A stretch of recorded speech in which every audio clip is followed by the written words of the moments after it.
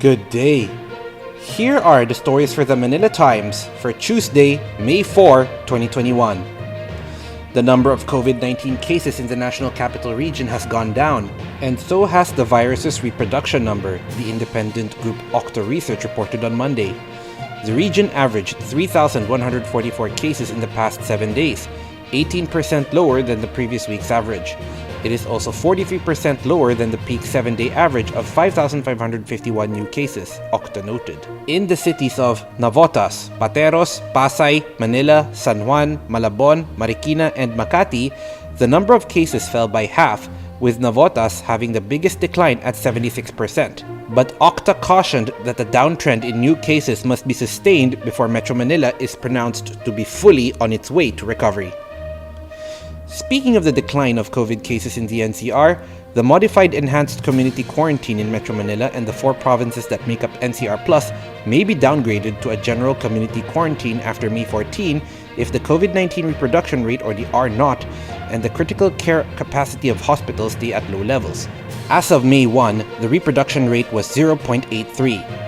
KUWTT Research projects that if the reproduction number in the National Capital Region holds at 0.85, the number of daily cases will drop to as low as 2,800 this month. The critical care utilization rate in NCR is now at 43% based on Malacanang's latest computation. President Rodrigo Duterte finally got vaccinated against COVID-19 on Monday. It was Health Secretary Francisco Duque III who administered the shot of Sinopharm vaccine, which has yet to be given an emergency use authorization by the Food and Drug Administration. Duterte said he feels good and that he had been expecting this shot a long time ago. He said his doctor advised him to take the vaccine. 2 committees of the House of Representatives have approved a 405.6 billion peso Bayanihan 3 measure. Marikina City Representative Stella Quimbo said in a virtual interview on Monday, the committees on Economic Affairs and Services on Friday jointly approved the substitute bill to 6 measures. Quimbo said the 405.6 billion pesos includes the 216 billion pesos in emergency aid for all Filipinos. Under the aid package, 108 million Filipinos will each receive 1,000 pesos per tranche. The aid will be given in 2 tranches. The Philippine College of Physicians criticized 2 congressmen for touting the anti-parasitic drug ivermectin as a cure for COVID-19. Representatives Michael Defensor and Rodante Marcoleta organized a community pantry event together with the anti-lockdown group Concerned Doctors and Citizens of the Philippines to dole out ivermectin capsules last Thursday in Quezon City. The CDCPH, led by its convener Dr. Ignacio Agbayani, claimed the drug proved effective against COVID-19 in multiple clinical trials across the globe. The efficacy of ivermectin has been widely disputed in medical circles, including the PCP and the Philippine Society of Microbiology and Infectious Diseases. In a strongly worded statement, the PCP said it is against the dispensing of unregistered drugs such as ivermectin for indications other than they were established scientifically. The Department of Health gave assurances that the 15,000 doses of the Sputnik V vaccine that arrived from Russia and distributed in 5 cities in Metro Manila will remain potent.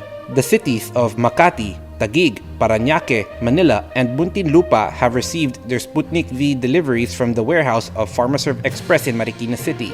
Vaccination sites have been set up at the Makati Coliseum, the Lakeshore in Taguig, Ayala Malls Manila Bay in Parañaque, Santa Ana Hospital and Hospital ng Maynila in Manila, and Hospital ng Muntinlupa and Asian Hospital and Medical Center in Muntinlupa. Sputnik V must be stored in temperatures of from -18 to -20 degrees Celsius, and their dosing regimen is also different from other vaccines.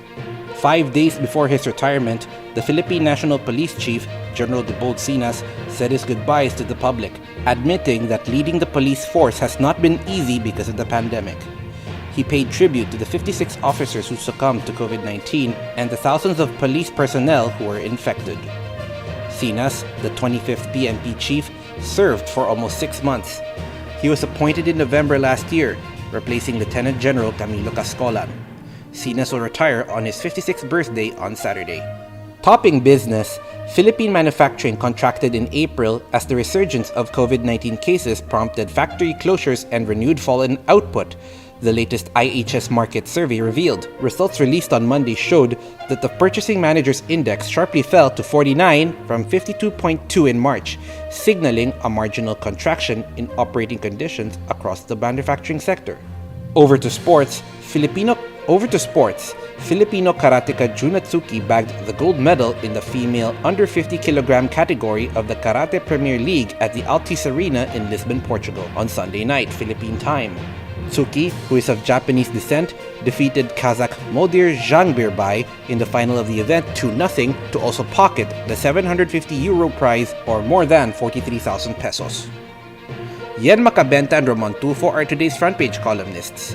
Macabenta calls on the Department of Health to share precise meanings of technical terms during their daily COVID-19 briefings, as these are critical, while Tufo said the country would rather be wrong than dead right when it came to the ongoing maritime disputes between China and the Philippines. Today's editorial believes the US policy shift on North Korea could ramp up tensions between the two nations. Read the full version on the paper's opinion section or listen to the Voice of the Times.